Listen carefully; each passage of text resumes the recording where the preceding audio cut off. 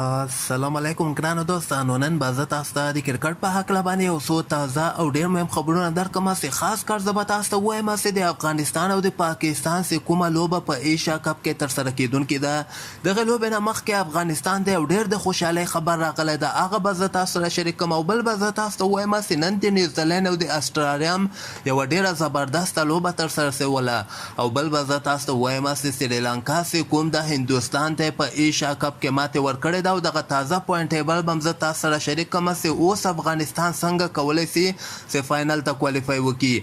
مهم معلومات در سره شریکوم او ویډیو تر آخره پورې وګورئ، په هر څه به تاسو پوه شئ. نو راځم اول زه تاسو ته وایم چې د افغانستان لپاره دغه پاکستان لوبې نه مخکې یو ډېر د خوشحالۍ خبر راغلی ده. اولنی خوشحالۍ خبر خو دغه ده چې د پاکستان ډېر خطرناکه لوبغاړی یعنی محمد رضوان چې کوم ده دغه انفټ شوی ده او اوسه پورې حالت سم شوي نه دي. سبا ته په دغه باندې یو ټیسټ کیږي، هغه ټیسټ کې که دی ناکامه شي نو امکان لري چې سبانۍ لوبه کې محمد رضوان د پاکستان لپاره ونه لوبیږي چې دغه د افغانستان په ګټه باندې به که خیر تمامیږي.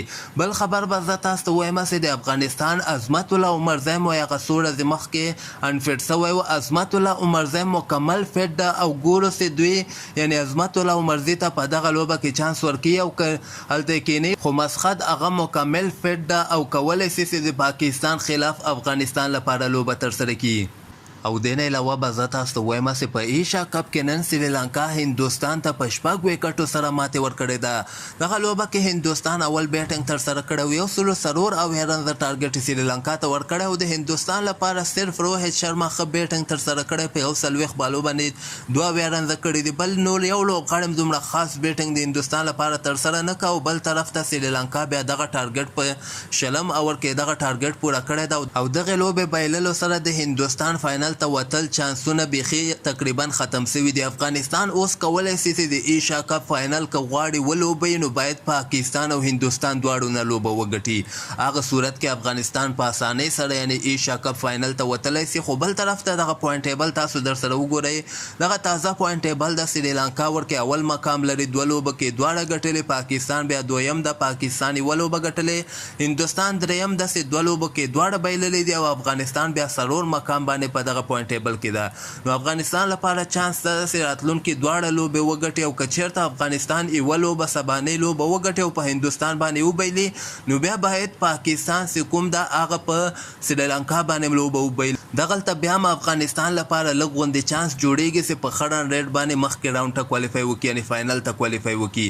او دغه نه علاوه به زه تاسو ته وایم چې نن د اسټرالیا او د نیوزیلینډ هم یوه ډېره زبردسته لوبه ترسره شوله. دغه لوبه کې نیوزیلینډ چې کوم ده 233 رنز ټارګټ یې اسټرالیا ته ورکړی او اسټرالیا په یو وخت کې 15 لوبغاړي آوټ شوي ول، په 50 رنزو کې 15 لوبغاړي آوټ ول. خو د اسټرالیا لپاره 2 ځوان لوبغاړي چې کوم ده ایلکس کیری او کیمرون گرین زبردست بیټینګ یې ترسره کړي، یعنې بایللې لوبه یې اسټرالیا لپاره ګټلې ده. دغه یو لوبغاړي کیری ورته 15 رنزه کړي او کیمرون گرین ورته 9 مهم رنزونه کړي دي. نو دغه لوبه اسټرالیا بیا نیوزیلینډ نه ګټلې ده. او دې نه علاوه به زه تاسو ته وایم چې د افغانستان دغه د بولینګ کوچ عمر ګل چې کوم ده دغه خو اصلا د پاکستان ده، خو دی غواړي چې دغه ورته زه غواړم چې افغانستان پاکستان ته ماتې ورکړي. دی وایي چې زه خپل هم د پاکستان یم، خو د ما ټیم چې زه ورته کوچینګ کوم هغه افغانستان ده او غواړم چې افغانستان په دغه لوبه کې ښه ولوبېږي او افغانستان پاکستان نه دغه مهمه لوبه په ایشیا کپ کې وګټي. او همدغسې د پاکستان پخوانی لوبغاړی راشد لطیف بیا وایي چې پاکستان لپاره به دومره اسانه نه وي چې افغانستان نه په اسانۍ سره په ایشیا کپ کې لوبه وګټي، ځکه دی وایي چې د افغانستان بیټسمینان هم ډېر خطرناکه دي او د دوی بالران هم ډېر خطرناکه دي چې کومه ورځ د افغانستان سوله هغوی بیا په هماغه ورځ باندې څومره غټ ټیم چې دوی ورته ماتې ورکولی شي نو پاکستان ته پکار ده چې ډېر په احتیاط سره افغانستان سره ولوبېږي. نو همدغسې تازه خبرو لپاره تاسو دغه چینل هم در سره سبسکرایب کولی شئ.